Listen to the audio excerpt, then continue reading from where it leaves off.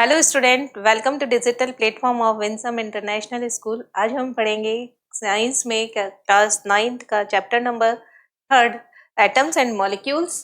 इसका first part देखने वाले हैं। एटम्स एंड मॉलिक्यूल्स, जैसा कि पिछले चैप्टर्स में आपने पढ़ा कि मैटर क्या होता है, उनकी क्या प्रॉपर्टीज होती है, उनकी फिजिकल प्रॉपर्टीज क्या होती है और केमिकल प्रॉपर्टीज क्या क्या होती है। अब हम पढ़ेंगे कि ये मैटर का स्मॉलेस्ट पार्टिकल कौन है। अगर मैटर को हम small small small small pieces में कन्वर्ट करते जाएं तो एटम्स का फॉर्मेशन, इस एटम के बारे में पढ़ेंगे। इस एटम के अंदर एटॉमिक मास कितना होता है, कैसे फाइंड आउट किया जाता है, एटॉमिक नंबर क्या होता है, इसके बारे में देखेंगे। और एटम से मॉलिक्यूल कैसे बनते हैं, इसके बारे में हम देखने वाले। नाउ सबसे पहले तो ये कि इंट्रोडक्शन में आपके बताना पड़ेगा कि आपको ये एटम के बारे में सबसे पहले किसने बताया। जैसा कि आप जानते हैं कि इंडिया में सबसे पहले डिस्कवरीज होनी, सबसे जो अ, लोगों ने बहुत टाइम बाद 17 16 सेंचुरी में या 19 सेंचुरी में डिस्कवरी की, वो हमारे यहाँ 15 सेंचुरी में ही हो चुकी। तो सब, लेकिन उस समय इतना प्रोपेगेंडा नहीं था। तो बुक्स तो है, और जो बुक्स थी वो कई जगह डिस्ट्रॉय हो गई बहुत सारे रीजंस की वजह से। इसलिए उन लोगों का नाम जिन्होंने डिस्कवरी की इंडिया के अंदर, उनका इतना प्रोपेगेंडा नहीं हो पाया। और जो कुछ हमें और बहुत ज़्यादा जो मिला हिस्ट्री के अंदर, तो वो सब कहाँ से शुरू होता है? इंडिया से ही शुरू होता है ना। तो सबसे पहले एटम के बारे में किसने बताया? 500 BC के करीब इंडियन फिलोसफर हुए महर्षि कणाद। तो महर्षि कणाद ने सबसे पहले कहा कि जो मैटर होते हैं या जो मटेरियल है, जो सबस्टांस है, कुछ भी बोलिए, मैटर, मटेरियल, सबस्टांस एक ही बात होती है। अगर हम उसे छोटे छोटे छोटे छोटे छोटे छोटे पीस में कन्वर्ट कर दे, तो जो सबसे लास्ट में बचेगा, जिसको कि अब हम और ज्यादा डिवाइड नहीं कर सकते, उसे ही हम बोलते हैं, है ना। उस समय तक एटम वर्ड नहीं आया था। तो सबसे पहले क्या आया था? परमाणु आया था। इसके बाद में जो ग्रीक फिलोसफर हुए, पहले ऐसे साइंटिस्ट जो होते थे ना, उनको केमिस्ट या फिजिक्स या बायोलॉजिस्ट ऐसा नहीं बोला जाता था। उन्हें क्या बोलते थे? फिलोसफर। ये फिलोसफर है ना। तो ग्रीक फिलोसफर, जैसे इंडियन फिलोसफर थे दार्शनिक, हिंदी में बोलते हैं दार्शनिक। और ग्रीक ग्रीक के अंदर जो फिलोसफर थे डेमोक्रिटस एंड ल्यूसिपस, इन्होंने इसी चीज को क्या बोला? परमाणु को ही क्या बोल दिया? एटम। क्योंकि एटम जो शब्द था ना, वो ग्रीक लैंग्वेज में ए प्लस टॉम ऐसे बना हुआ है। ए का मतलब होता है नॉट, और टॉम का मतलब होता है फर्दर डिवाइडेड। जिसको हम फर्दर डिवाइड नहीं कर सकते, उसे ही हम क्या बोल देते हैं? एटम। इस तरीके से एटम के दो नाम हो गए, एक तो एटम और दूसरा परमाणु। इंडिया में जब डिस्कवरी हुआ तो उसे परमाणु बोला गया, और जब बाहर के लोगों ने इसे नाम जो दिया वो क्या कहलाया? एटम। उसके बाद एंटॉइन एंड लेवोशियर। लेवोशियर एक साइंटिस्ट हुए जिन्होंने बहुत सारी केमिकल रिएक्शंस की स्टडी किया, और उन्होंने लॉज ऑफ केमिकल कॉम्बिनेशन, दो लॉ दिए इन्होंने। ऐसे तो बहुत सारे लॉज होते हैं, 5 लॉ होते हैं और केमिकल कॉम्बिनेशन के, लेकिन लेवोशियर ने कितना दिया? ओनली 2 लॉज दिए। और लेवोशियर को ही फादर ऑफ केमिस्ट्री बोल, लिख देती हूँ मैं यहाँ। फादर ऑफ केमिस्ट्री कौन है? Father of chemistry. इस समय तक ये केमिस्ट थे, ब्रिटिश केमिस्ट। इसे बोलते हैं किसको? लेवोशियर। लेवोशियर जो थे, एंटॉइन और लेवोशियर, वही फादर ऑफ केमिस्ट्री। इन्होंने 2 नियम दिए। और क्या थे वो 2 नियम, या 2 नियम किस पर बने हुए थे? जो केमिकल रिएक्शन के बारे में जो ये बताते थे कि 2 या 2 से ज्यादा सबस्टेंस जो मिलकर के प्रोडक्ट बना रहे हैं, वो कैसे बनाते, क्या फंडामेंटल होता है इनके पीछे का, वो दोनों लॉज जो होते हैं उन्हीं को ही बोला इन्होंने लॉ ऑफ केमिकल कॉम्बिनेशन, जिसके बाद इसमें 3 लॉज और जोड़ दिए गए। लेकिन इस स्थिति पर यानी इस क्लास में आपको सिर्फ 2 ही नियम पढ़ाएंगे जो लेवोशियर ने दिए, जिसके साथ में प्राउस्ट ने भी काम किया। और ये दोनों लॉज केमिकल रिएक्शन के बारे में बताते हैं। और क्या है वो दोनों नियम? First law, law of conservation of, second law, law of definite proportion. Definite proportion को ही क्या बोला जाता है? Law of constant proportion. Definite बोलिए या कांस्टेंट बोलिए, एक ही बात, कांस्टेंट प्रोपोर्शन, है ना, ये एक ही बात है। ये दोनों नियम आप पढ़ेंगे, ये दोनों लॉज के बारे में, रूल्स के बारे में देखेंगे, जिसको लेवोशियर ने दिया और किसके साथ काम किया? प्राउस्ट के साथ काम किया, और ये दोनों नियम दिए। उसके बाद ये 3 नियम और हैं, 3 लॉज और है, law of multiple proportion, law of reciprocal proportion and Gay Lussac law of gaseous volume, जिसको एक्सटेंड करके आगे एवोगैड्रो ने एवोगैड्रो लॉ दिया था। तो मेन ये 5 लॉज हैं केमिकल कॉम्बिनेशन के, जिसमें से आज हम डिस्कस करने वाले हैं law of conservation of mass and law of definite proportion और लॉ ऑफ कांस्टेंट प्रोपोर्शन, जिसे लेवोशियर ने दिया विद जो हेल्प थी या किसके साथ मिलके दिया? प्राउस्ट के साथ काम करके। क्या कहता है लॉ ऑफ कंजर्वेशन ऑफ मास? जैसे कि नाम से ही पता चल रहा है कि कोई भी जब भी केमिकल रिएक्शन होती है, देखिए कोई भी केमिकल रिएक्शन है, उसमें क्या होता है? कोई भी केमिकल रिएक्शन है तो उसमें आपके बस में ए बी, या तो ये एलिमेंट हो सकते हैं या ये कंपाउंड हो सकते हैं। जरूरी नहीं है कि ये आपके कोई मिक्सचर हो, यानी ए एक कंपाउंड है, इसका कंपाउंड कौन है? बी। ये क्या बना रहा है? सी प्लस डी। तो जिनकी रिएक्शन होती है ना, ये जो रिएक्शन हो रही है, इसको हम बोलते हैं रिएक्टेंट, ठीक है। और जो चीज बन रही है उसे हम बोल देते हैं प्रोडक्ट। अब क्या होगा? खाली एक तो रिएक्ट करने से रहा, तो ये क्या होता है? They are compound. ए मतलब a and b, a and b क्या होते हैं? कंपाउंड होते हैं। और सी और डी क्या होते हैं? न्यू कंपाउंड होते हैं। ये भी कंपाउंड है, न्यूली फॉर्म्ड कंपाउंड।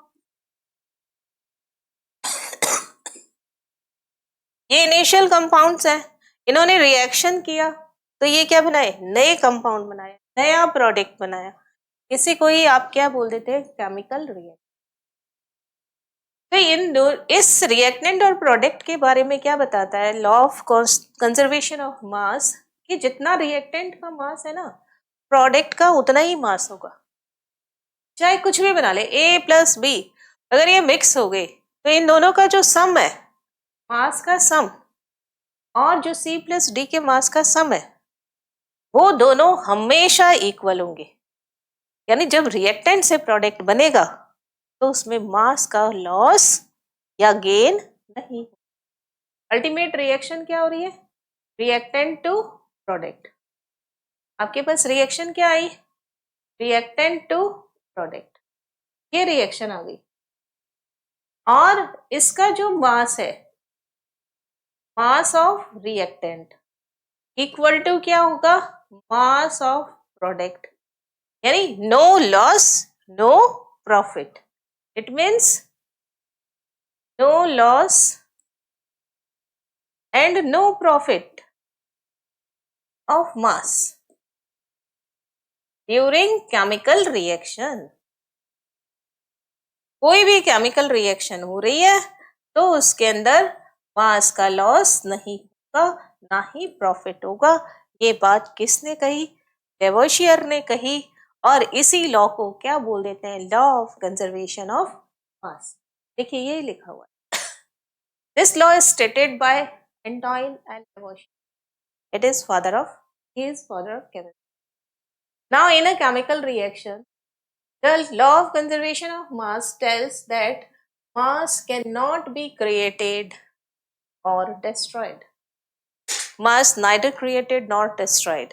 ना तो बनेगा ना ही वो destroy होगा. According to this law, in all physical or chemical change, चाहे physical change हो चाहे chemical change, सबसे बड़ी बात कि किस दोनों पर अप्लाई हो रहा है, physical और chemical.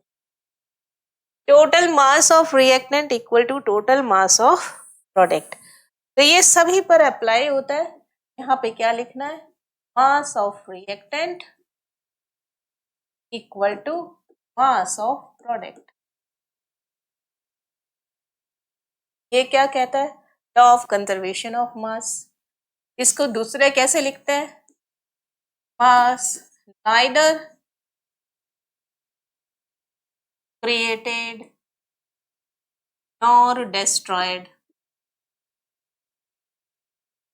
ये भी बात एक ही है.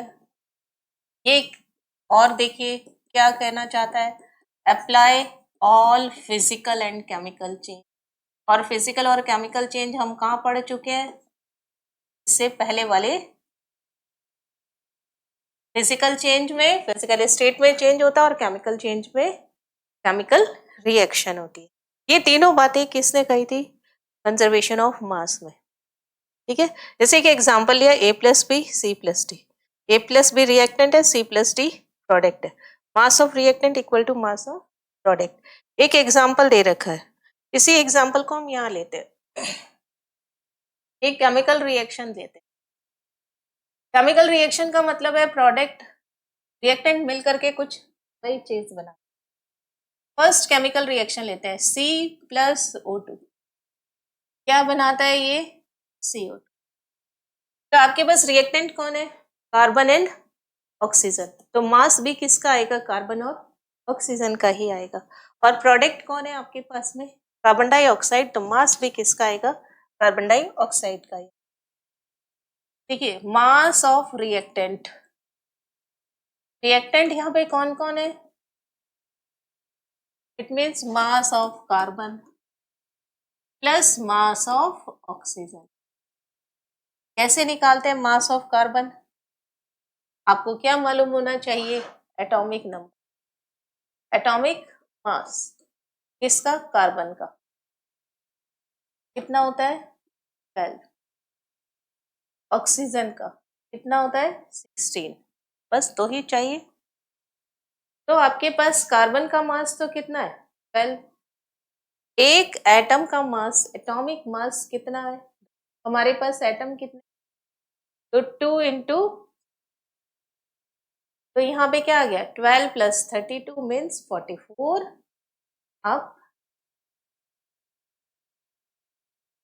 और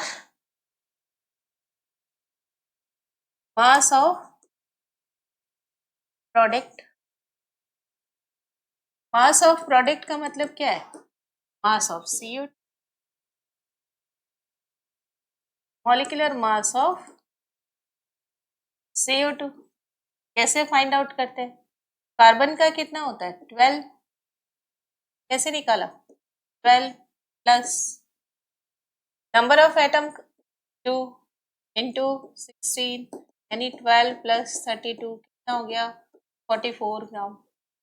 ये भी कितना आया 44, ये भी कितना आया 44. It means mass of reactant equal to mass of product. That is mass of reactant equal to mass of product. It is 44 gram, is also 44. ये क्या प्रूव करता है, the law of conservation of mass. Proves, क्या prove किया, law of conservation of mass. किसने दिया था, Lavoisier ने. एक और एग्जाम्पल देखते हैं.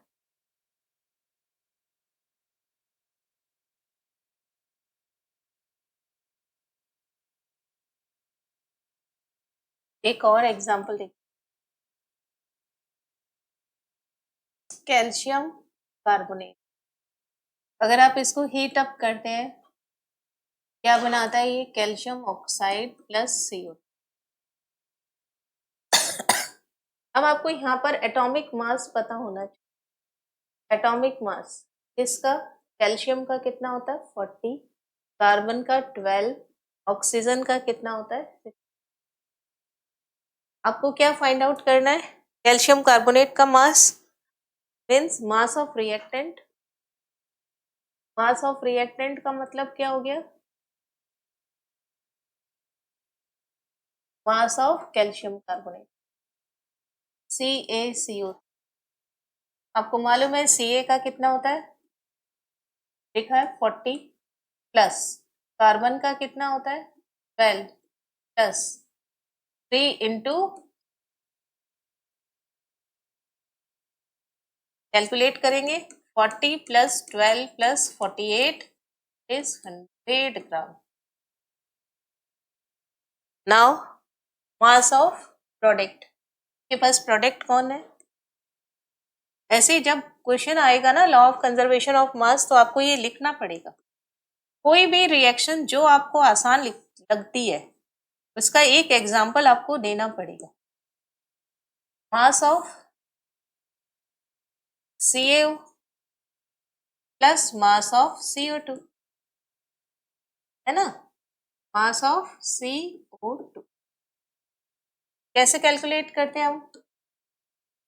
कैल्शियम का कितना है 40 प्लस ऑक्सीजन का कितना है,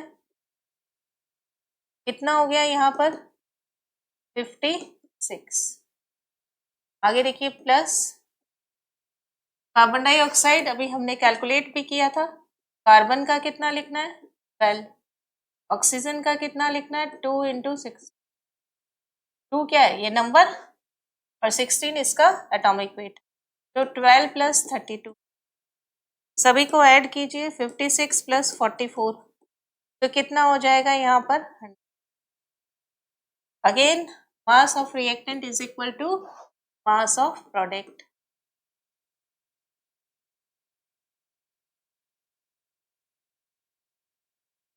कितना आया 100 ग्राम, ये भी कितना आया 100 ग्राम। ये क्या प्रूव्स करता है? True law of conservation of.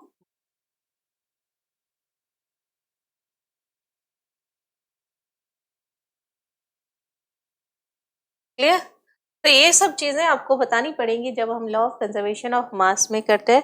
तो सबसे पहला क्या था इसमें, ये 3 बातें। रिएक्टेंट का मास किसने दिया? लेवोशियर ने।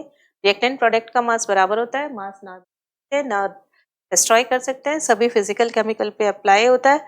और इसके बाद में फर्स्ट एग्जाम्पल, सेकेंड एग्जाम्पल और ये कुछ बातें। Now second law, law of constant proportion या लॉ ऑफ डेफिनेट प्रोपोर्शन।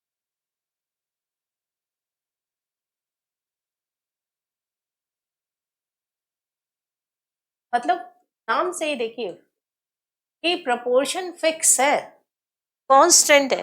किसका प्रोपोर्शन? किसी भी मॉलिक्यूल में, किसी भी कंपाउंड में एटम का प्रोपोर्शन जो होता है वो फिक्स होता है। देखिए लॉ ऑफ कांस्टेंट प्रोपोर्शन जैसा कि पहले बताया था, लेवोशियर ने तो दिया ही था और फ्रेंच केमिस्ट प्राउस्ट भी उसके साथ में थे। तो लेवोशियर प्लस प्राउस्ट ये दोनों हो गए। और नाम से पता चल रहा है law of constant proportion means आपके इसके अंदर कंपाउंड के अंदर जो एटम्स यूज हो रहे हैं उनका रेशो जो है, उनके मास का रेशो जो है वो हमेशा फिक्स रहेगा, चाहे उस कंपाउंड का सोर्स कोई भी हो। According to this law a chemical compound means कोई भी compound always contain the same elements mixed in the same proportion by mass irrespective of their source। Source चाहे कोई भी हो, है ना?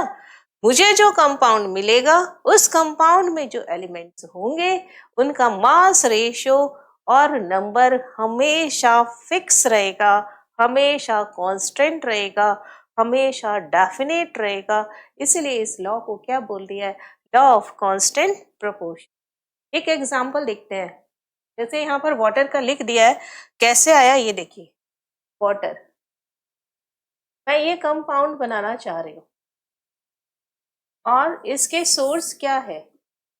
वाटर। इसके सोर्सेज क्या क्या है? मुझे ये रेन वाटर हो सकता है। वाटर के सोर्सेज क्या क्या हो सकते हैं? Rain water. दूसरा क्या हो सकता है? टैप वाटर, जो आपके नलों में पानी आ रहा है। और क्या हो सकता है? सी वाटर, सभी से वाटर मिल रहा है। और क्या हो सकता है? अंडरग्राउंड वाटर, है ना? कुछ भी हो सकता है, लेकिन वाटर कहीं से भी मिले, मुझे जो कंपोजिशन मिलेगा, मुझे जो वाटर मिलेगा, उसका फॉर्मूला क्या होगा? H, है ना? चाहे मुझे बारिश से मिले, चाहे वो नल से मिले, चाहे समुद्र से मिले, चाहे जमीन से मिले, मुझे हमेशा वाटर का फॉर्मूला क्या मिलेगा? H2। अब देखिए ये क्या कहता है? Mass ratio. मास रेशो क्या होगा? H ratio. अब आपके पास H कितने हैं? यहाँ पर 2। और एटॉमिक वेट कितना होता है इसका? 1 रेशो। ऑक्सीजन कितना है आपके पास में? 1। और एटॉमिक मास, ये याद होने बहुत ही जरूरी। हाइड्रोजन का होता है 1, ऑक्सीजन का होता है 16। तो 2:16, तो 1:8। इट मीन्स वाटर में हाइड्रोजन और ऑक्सीजन का मास रेशो हमेशा 1:8 रहेगा, चाहे वो रेन वाटर हो, चाहे टैप, चाहे सी, चाहे अंडरग्राउंड या डिस्टिल वाटर, कोई भी वाटर हो, चाहे डिस्टिल वाटर, है ना? मुझे कहीं से भी पानी मिले, मास रेशो इनका क्या रहेगा? 1:8 रहेगा, कभी भी चेंज नहीं होगा। ये बात किसने कही? लेवोशियर ने एंड प्राउस्ट ने। यही चीज लिखा हुआ in water the ratio of mass. ये ध्यान रखना, नंबर नहीं है। क्वेश्चन में यहाँ पे गड़बड़ कर देते हैं, कई बार नंबर पूछ लेते हैं, कई बार मास पूछ लेते हैं, तो इसे ध्यान रखना है। दूसरा क्या ध्यान रखना है? Hydrogen to oxygen, hydrogen to oxygen, तो 1:8। अगर यही चीज पूछ लेता, ये मास रेशो है, कौन सा मास रेशो है? Hydrogen to oxygen in water. अब देखिए यही क्वेश्चन मैं इस तरीके से देती हूँ कि मास रेशो बताइए, oxygen to hydrogen in water, तो क्या हो गया? तो क्वेश्चन को ध्यान से पढ़ना है। एक तो ये देखना है कि मास ही लिखा हुआ हो, है ना? क्योंकि कांस्टेंट प्रोपोर्शन में यहाँ पे मास ही नंबर यूज नहीं हुआ था। तो मास रेशो कितना रहेगा? हाइड्रोजन टू ऑक्सीजन कितना रहेगा? 1:8। ऑक्सीजन टू हाइड्रोजन कितना रहेगा? 8:1। एक और एग्जांपल ले लेते हैं यहाँ पर, कार्बन डाइऑक्साइड का। सेकेंड एग्जाम्पल क्या ले लेते हैं हम यहाँ पे? Carbon dioxide. अब देखिए कार्बन डाइऑक्साइड के सोर्स क्या क्या है? इसके सोर्स क्या है? फर्स्ट सोर्स है रेस्पिरेशन। फर्स्ट सोर्स क्या है? रेस्पिरेशन। भाई हम सांस लेते हैं तो मुझे क्या मिलेगी? क्या? कार्बन डाइऑक्साइड ना। रेस्पिरेशन में O2 इन कर दें और CO2 बाहर निकाल दें, मतलब बाहर की तरफ सोर्स हो गया ये। कंबशन, कंबशन का मतलब होता है बर्निंग, जलाना, in the presence of oxygen. इससे भी हमेशा CO2 निकलती है। थर्ड सोर्स हो गया इसके अंदर decomposition of calcium carbonate, CaCO3। CaCO3 को गर्म करेंगे, हमने पिछले रिएक्शन में देखा, तो CaO प्लस CO2 बनता है, तो ये भी सोर्स हो गया। सभी से जो भी मिलेगा, जिस जो इसका सोर्स चाहे कोई भी हो, हमेशा फॉर्मूला क्या रहेगा? फॉर्मूला ऑलवेज क्या रहेगा आपके पास? CO2। अब मुझे क्या करना है? इसका मास रेशो फाइंड आउट करना। मास रेशो C2 इन CO2 कितना आएगा? देखिए कार्बन कितना है यहाँ पे? 1 1 × 12। एटॉमिक मास याद रखना जरूरी है। कार्बन का होता है 12, ऑक्सीजन का होता है 16। रेशो O2 तो 2 into 16 तो 12 रेशो 32। अगर मैं इसे कट करना चाहूँ तो ये क्या हो जाएगा, 4 की टेबल से कट हो जाएगा, 4 3 जा 12 और 4 8 जा, तो C2O कितना हो गया, मास रेशो 3:8 हमेशा कांस्टेंट रहेगा, चाहे इसका सोर्स कोई भी हो। यही बात इसमें लिखी है। According to this law a chemical compound always contains the same number of elements, same elements mixed in same proportion by mass।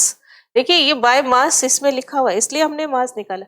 Irrespective of their sources, उसका सोर्स चाहे कोई भी हो, है ना, तो उसका मास रेशियो हमेशा एलिमेंट्स का फिक्स रहता है। तो फर्स्ट एग्जांपल वाटर का या CO2 का, दो एग्जांपल यहाँ ले सकते हो। नाउ नेक्स्ट डाल्टन एटॉमिक, जब ये लॉज आ गए, लवोशियर ने मिलके जो काम किया, कंपाउंड्स बनाया, एलिमेंट्स मिलकर के कंपाउंड बनाए, फिर कंपाउंड के बारे में बताया कि रिएक्टेंट और प्रोडक्ट का मास इक्वल होता है, कंपाउंड कैसे बनते हैं। उसके बाद डाल्टन ने ये सारे कंसेप्ट जो बिखरे पड़े थे उनको एक थ्योरी के रूप में दे दिया, जिसे डाल्टन एटॉमिक थ्योरी कहते हैं। बहुत ही फेमस हुई ये थ्योरी, और इनसे जितने भी केमिकल रिएक्शन होते हैं, जितने भी केमिकल कंपाउंड्स है, एलिमेंट्स के बारे में, एटम्स के बारे में सारी जानकारी इस थ्योरी के अंदर मिलती है, इसलिए इसको डाल्टन एटॉमिक थ्योरी कहते हैं। According to Dalton atomic theory, all matter whether an element, compound और mixture is made up of microscopic particles called atom. Dalton ने बताया कि जो सबसे स्मॉलेस्ट पार्टिकल होगा वो क्या होता है, एटम, है ना। परमाणु वर्ड तो सिर्फ और सिर्फ किसने दिया, महर्षि कर्णाद ने अपने बुक के अंदर लिखा था।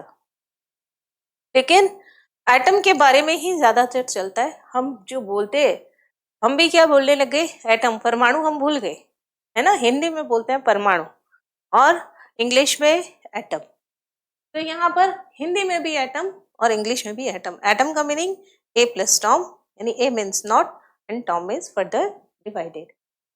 कि एटम एलिमेंट है, कंपाउंड है, मिक्सचर है, स्मॉलेस्ट जो होगा ना वो क्या होगा, atom. This theory postulates are as follow. इसके मेन पोस्टुलेट्स क्या क्या है, टोटल 6 पोस्टुलेट्स है, ठीक है। फर्स्ट जो अभी तक आप पढ़ के आए हैं ना, वही सारे पोस्टुलेट्स इसने अपनी थ्योरी के अंदर डाले। ठीक है, आपने क्या पढ़ा, all matter is made up of tiny particles, ये पढ़ी थी बात। सबसे पहले हमने यही पढ़ा कि जो भी मैटर है वो किसके बने हुए होते हैं, एटम के बने हुए होते हैं। It is engaged in chemical reaction. बहुत इंपॉर्टेंट बात क्या है कि एटम वो पार्ट होता है, वो पार्टिकल होता है जो केमिकल रिएक्शन में भाग लेता, लेकिन एटम स्टेबल नहीं है। स्टेबल कौन होता है, मॉलिक्यूल। मैटर, एटम अनस्टेबल होता है, और केमिकल रिएक्शन में पार्टिसिपेट भी कौन करता है, एटम ही करता है।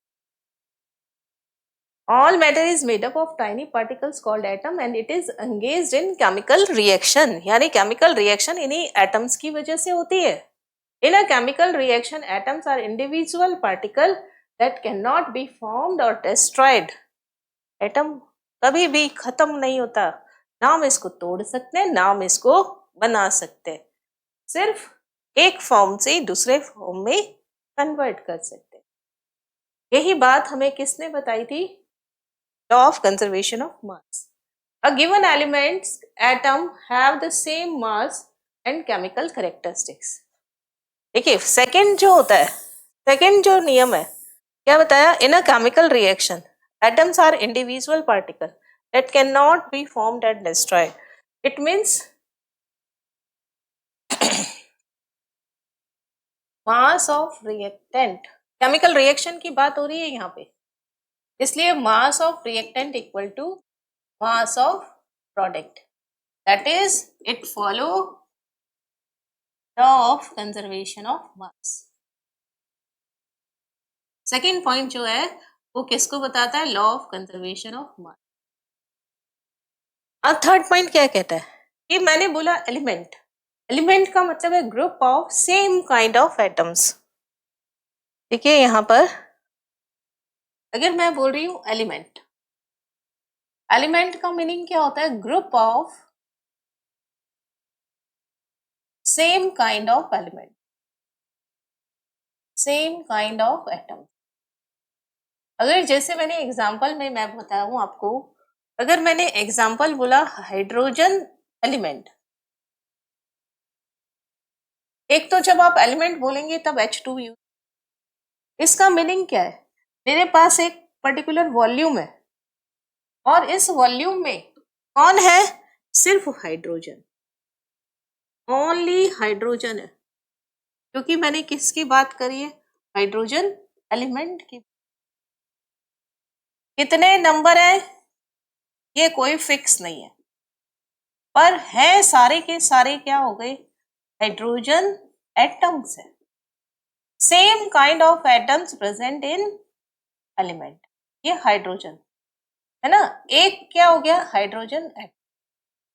और ग्रुप क्या हो गया? ये ग्रुप ऑफ एच एटम क्या बन गया? हाइड्रोजन। यानी एलिमेंट के अंदर सेम काइंड ऑफ एटम्स होते हैं, सेम काइंड ऑफ एटम है तो मतलब मास फिक्स है ना, और केमिकल रिएक्शन भी उसकी फिक्स होती है। इसका मतलब क्या है? That is mass of each H atom, ये क्या होता है? कांस्टेंट, फिक्स हो गया। और क्या होता है? Chemical reaction of hydrogen atom, ये भी क्या हो गई? कांस्टेंट। केमिकल रिएक्शन भी इनकी कांस्टेंट है, इनका मास भी, इनकी फिजिकल प्रॉपर्टीज भी सेम होगी सबकी, इस हाइड्रोजन की ये सारे अलग, अब हाइड्रोजन जो है इन सबकी physical and chemical properties same. यही बात देखिए इसमें लिखी हुई है, यहाँ देखो क्या लिखा है थर्ड पॉइंट में, इन गिवन एलिमेंट, कोई भी एलिमेंट जो हमें गिवन है, atoms have the same mass and chemical characteristics. अब देखिए एक एग्जांपल और देते हैं आपको, यहाँ पर एक एग्जांपल और देते हैं। क्या एग्जांपल है? देखो अगर मैंने आपको दिया यहाँ पर ऑक्सीजन एलिमेंट, क्या एग्जांपल दिया मैंने? ऑक्सीजन। इसका मतलब क्या हुआ? इसका मतलब इसके पास में जो फिक्स्ड वॉल्यूम है, सबके पास में ओ एटम है, नंबर फिक्स नहीं, लेकिन इनकी फिजिकल और केमिकल प्रॉपर्टीज क्या होंगी? सेम होंगी। कोई प्रॉपर अरेंजमेंट नहीं होता है इसका, ये ऑक्सीजन के एटम्स है ना, ना तो नंबर फिक्स होता है इसके अंदर और ना ही प्लेस फिक्स होता है। ये क्या हो गया? Oxygen atom. और जो ग्रुप ऑफ ऑक्सीजन एटम होता है उसी को ही क्या बोल दिया है? Group of O atoms, oxygen element. इनकी क्या होगी? Physical and chemical property of each O atom, ये सारे जितने भी ओ एटम्स है ना, इनकी ये सेम होंगी, फिक्स हो गया। मास 16 है हर एक का और केमिकल प्रॉपर्टी भी सेम है। नाउ नेक्स्ट देखते हैं, नेक्स्ट पॉइंट क्या कहता है? The mass and chemical characteristics of atoms of various elements are differ. यही चीज यहाँ पर बोली हुई है। क्या बोली है? देखिए अब मैं क्या करती हूँ, यहाँ पर मिक्सचर ले लेती हूँ। क्या किया मैंने? Mixture of H and O atoms. अब मेरे पास जो है यहाँ पे कुछ हाइड्रोजन एटम है और कुछ मेरे पास में यहाँ पर ऑक्सीजन एटम है। इसका मेरे पास ऑक्सीजन एटम है, तो बताओ क्या इनके अंदर फिजिकल और केमिकल प्रॉपर्टीज सेम होंगी? ये डिफरेंट है ना, डिफरेंट एलिमेंट्स हैं तो फिजिकल एंड केमिकल प्रॉपर्टीज भी different. Physical and chemical property of atoms क्या होंगी, आर डिफरेंट, क्योंकि मेरे पास में क्या है, अलग अलग मिक्सचर है, हाइड्रोजन एटम्स का मिक्सचर नहीं है, एलिमेंट्स का मिक्सचर। अगर मेरे पास इनका मिक्सचर ले लूंगी एलिमेंट्स का, तो उनकी प्रॉपर्टीज भी अलग अलग होंगी, यही बात यहाँ लिखी हुई। देखिए यही कह रहा है, the masses and chemical characteristics of atoms of various element differ. Atom की बात, तो यहाँ पर फर्स्ट लॉ की बात, यहाँ पर एलिमेंट्स की बात, और यहाँ पर कंपाउंड की, यानी फिफ्थ और सिक्स्थ पॉइंट कंपाउंड को लेकर है, फर्स्ट पॉइंट एटम को लेकर है, second point law of conservation, third and fourth point element. ऐसे ही लाइन से याद रखने, फर्स्ट एटम के बारे में, second law of conservation of mass, third fourth element, fifth sixth compound के बारे में। Compounds are formed when atoms join in a ratio of small whole number, देख चुके हमें, है ना। इसका मतलब and in a compound the number and mass of atoms is constant, यानी लास्ट लॉ किसको बताता है, law of constant proportion.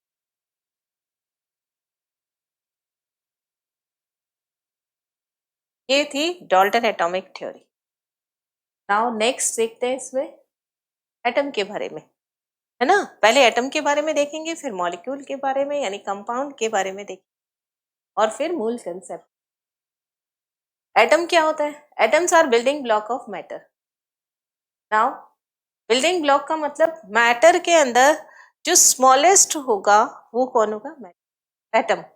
Atom is are the smallest particle of element which can take part in chemical reaction. बहुत ज्यादा आते हैं, बार पूछी जाती है कि केमिकल रिएक्शन में कौन पार्टिसिपेट करता है, कौन करता है, atom. Size of an atom किस में मेजर किया जाता है, नैनोमीटर के लिए units of length,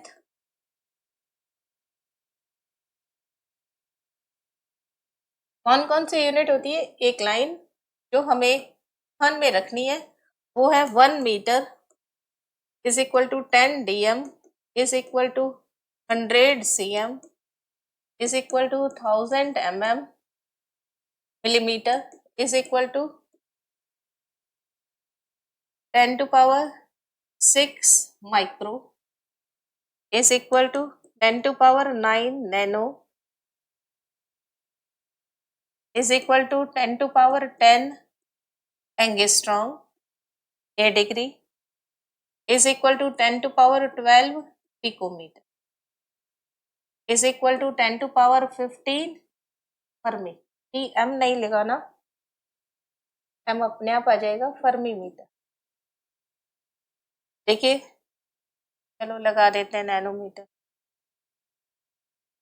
1 metre 10 dm 100 cm 10⁻³ milli 10⁻⁶ micro 10⁻⁹ nano 10⁻10 angstrom and 10⁻12 picometre और 15 फर्मी मीटर। इट मीन्स ये क्या कहना चाहता है, ये एटम, इसका ये बीच में कौन होता है, न्यूक्लियस, और ये इसका क्या है, रेडियाई, ये क्या है, रेडियस। यहाँ से यहाँ तक का डिस्टेंस, न्यूक्लियस से लेके आउटर मोस्ट तक का डिस्टेंस, ये किस में किसके बराबर होता है, किसका ऑर्डर होता है, दिस ऑर्डर ऑफ 1 एंगस्ट्रॉम, है ना। ये किसका ऑर्डर का होता है, 1 एंगस्ट्रॉम का होता है। मतलब यहाँ से यहाँ तक की दूरी 1 एंगस्ट्रॉम के बराबर हो सकती है, 2 एंगस्ट्रॉम, 3 एंगस्ट्रॉम, 4 एंगस्ट्रॉम, यानी 10⁻10 मीटर के बराबर हो सकती है। और जो न्यूक्लियस होता है, थोड़ा सा चेंज करते हैं इसको, जो न्यूक्लियस होता है वो किस में मेजर किया जाता है, फर्मी मीटर में।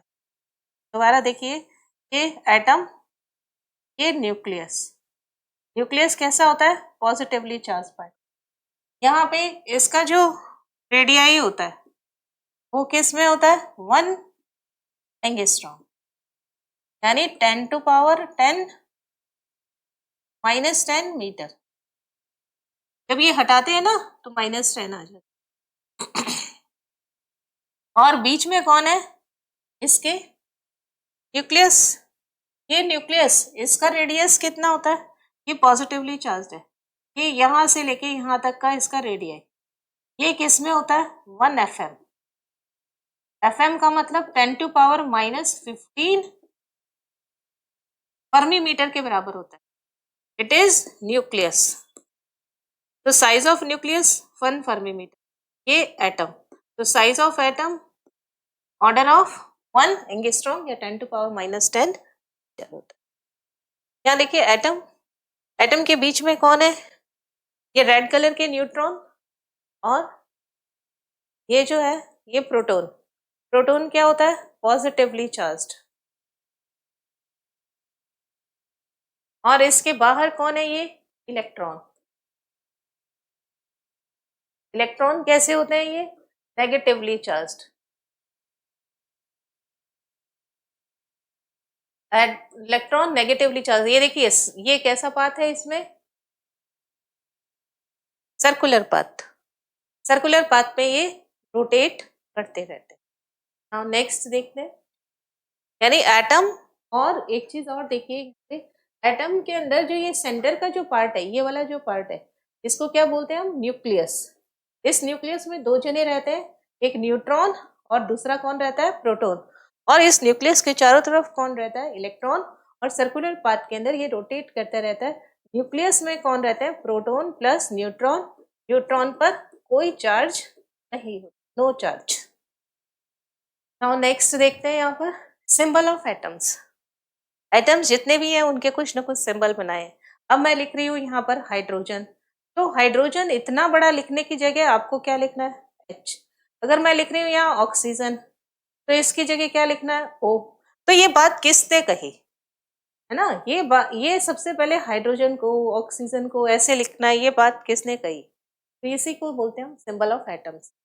तो सबसे पहले किसने बताया था? डाल्टन ने। ये वही डाल्टन है जिसने अपनी, लेकिन उसने ऐसा नहीं बताया, उसने कुछ सिंबल लिए, जैसे A1 इसमें डॉट लगा दिया, इसमें ऐसे लगा दिया, और इसमें प्लस लगा दिया। तो इसको अलग अलग सिंबल दिए जिसको कि याद करना कोई जरूरी नहीं है। Dalton was the first scientist to use the symbol of element.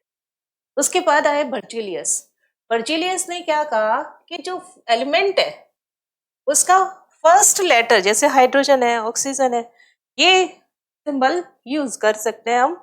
Symbol of element should be made up of from 1 or 2 letter of the name of element. और अब कौन करता है? IUPAC डिसाइड करती है कि एलिमेंट का नेम कौन रखता है। तो सबसे पहले डाल्टन, फिर बर्जीलियस, फिर IUPAC। IUPAC का full form international pure and applied chemistry. अब यहाँ पर बर्जीलियस ने ये तो बता दिया कि या तो पहला लेटर करो या 2 लेटर कर लो, फर्स्ट 2 लेटर कर लो। अब हमेशा फर्स्ट जो लेटर होगा ना, वो हमेशा कैपिटल लेटर में बड़ी ABCD में लिखना होता है, और जो सेकंड लेटर होता है वो हमें स्मॉल लेटर के अंदर यूज करना पड़ता है। लेकिन कुछ ऐसे वर्ड्स थे जो लैटिन है, जर्मन है या ग्रीक वर्ड है, उन्हीं से इनका सिंबल डिसाइड किया जाता है। अब हम कुछ एलिमेंट्स और उनके सिंबल के बारे में देखते हैं। तो सबसे पहले कौन है? हाइड्रोजन। हम हाइड्रोजन जो फर्स्ट ही था, तो इसको हमने किससे लिख लिया? फर्स्ट इसके लेटर से, H से। Now second helium. अब हाइड्रोजन से तो हम H लिख चुके हैं, तो हीलियम के लिए क्या किया? फर्स्ट 2, जिसमें फर्स्ट कैपिटल होता है और सेकंड स्मॉल लेटर में यूज। कार्बन, तो कार्बन के लिए क्या हो गया? C। Copper, cobalt, chlorine, cadmium and calcium. Calcium इसमें लिखा नहीं है, लिख देते हैं। अब देखो यहाँ पर सारे सी से शुरू हो रहे हैं। कॉपर को किससे लिखा? इसके लैटिन नाम कौन आ गया? Cu। कॉपर का C बड़ा, U छोटा। Cobalt CO। क्लोरीन, क्लोरीन के लिए क्या किया? Cl। C कैपिटल होता है और L स्मॉल। कैडमियम के लिए क्या हो गया? Cd। कैल्शियम के लिए क्या हो गया? Ca। आगे देखिए B से, boron, barium, bromine, bismuth. First boron का B, बोरोन का क्या आएगा? B। बेरियम का Ba, ब्रोमीन का Br, बिस्मिथ का Pi। आगे देखिए, ये जिनके लैटिन नाम है वो उनके लैटिन नाम आपको ध्यान रखना। सोडियम, सोडियम का लैटिन नाम क्या होता है? Na से। पोटेशियम, पोटेशियम का पी नहीं लेंगे, कैलियम के लेंगे। आयरन, इसका क्या होता है? Ferrum, Fe। Gold, Au, Aurum. Silver, argentum, Ag। Mercury, mercury का क्या होता है? हाइड्रेजिनम, H। हाइड्रेजिनम। नाउ टंगस्टन, टंगस्टन का क्या होता है? वुल्फ्रम, W।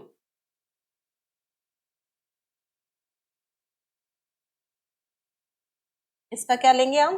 W यूज करेंगे सिंबल। और जिनके लैटिन नाम है वो आपको ध्यान रखने पड़ेंगे, उसी से ही आपके सिंबल को यूज किया जाता है। Cuprum, natrium, kalium, ferrum, aurum, argentum, hydrogenium and वेल्फ्रम।